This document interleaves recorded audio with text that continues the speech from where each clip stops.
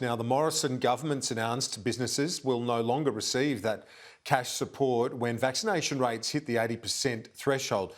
As Dominic Perrottet alluded to there, his state, and earlier in the day at his news conference with Gladys Berejiklian, his state is going to go it alone and continue to support business as the focus shifts to reopening through that November month in New South Wales.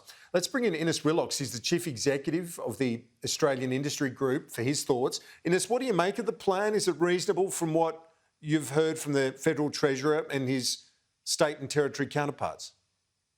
Well, Kieran, there does come a point when you have to say enough is enough, and the government has provided an enormous amount of support over the past 18 months at various stages. That's the federal government as well as state governments. But under the national roadmap, 70 and 80% are the key markers. So you'd think that it makes sense for government to start to withdraw support at that time. People don't go into business to live off government support, and they want to get back to business. And that's what 70 and 80% tell us will happen. But it's not going to be without bumps, and we would urge some caution here, similar to what Dominic Perrottet was just saying. Under the roadmap, there is still the option for more lockdowns, like targeted, localised lockdowns.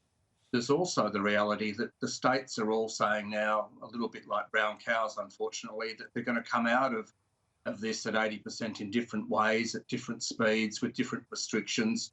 And all of those will impact on business as well. So while the principle is definitely right, there is still going to be a need, unfortunately, for more support for particular businesses at particular times, and also particular sectors. Think tourism, aviation related, hospitality, parts of retail, all of those, and those who service them. They're not going to suddenly flick a switch at 80% and everything will be hunky-dory. It's just not going to work like that.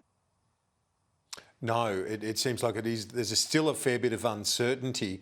One thing the Treasurer did say to me in that interview, we'll have just after 4 p.m. that interview in full, but he's optimistic that the rebound this time will be as strong as it was off the back of the recession last year. Well, we did have a V-shaped recovery last time in terms of employment and activity.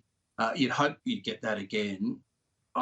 We would be a little bit more cautious about that, and there's a couple of reasons for this. One is that we're at a different time now. We're a lot longer into COVID, and COVID fatigue has kicked in, so that's a different scenario. So maybe the exuberance that was there last time might not be there in as much quantity this time. Secondly, it's a different time of year. We're getting towards the end of the year, so there will be an uptick around spending for Christmas, Black Friday and all of that, but it's a different time of year. Hiring patterns are different, so that's important. And then you look at things like what have occurred, say, in the United States, where they're talking about a concept, or what's really happening is called the Great Resignation, where people are changing jobs. They've hit a wall, or they just want to do something else with their lives, and that's going on as well. And this is a period, a marker in time where people will make reassessments. So it's a little bit different this time, but there's certainly going to be pent-up demand. We've seen huge reductions in hours worked in Victoria and New South Wales through the past few months. That's going to pick up. And you would really hope, Kieran, that business confidence and consumer confidence will pick up once the lockdown scenario finishes. Yeah, absolutely. You'd think that it would off the back of our experience last year, but as you say, the starting point is different. What do you want to see from governments, both state and federal, in terms of their economic recovery plans? We know that there'll be more coming. What needs to be included in that? Beyond this sort of direct cash assistance, what do you want to see in terms of recovery plans?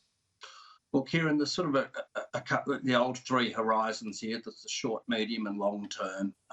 Short term, there will still require more support needed, but we need in the short term to get as much open as quickly and as safely as we can. Medium term, we've got to look to how we sort of embed that recovery and don't step backwards, unless absolutely necessary, into more lockdowns or more restrictions.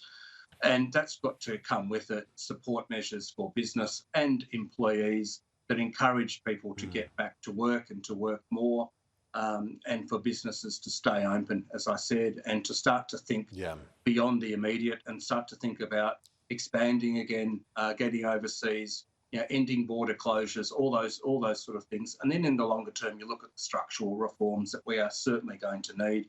We've got the very beginnings of a conversation around tax reform happening again. We need to really have a serious conversation around that.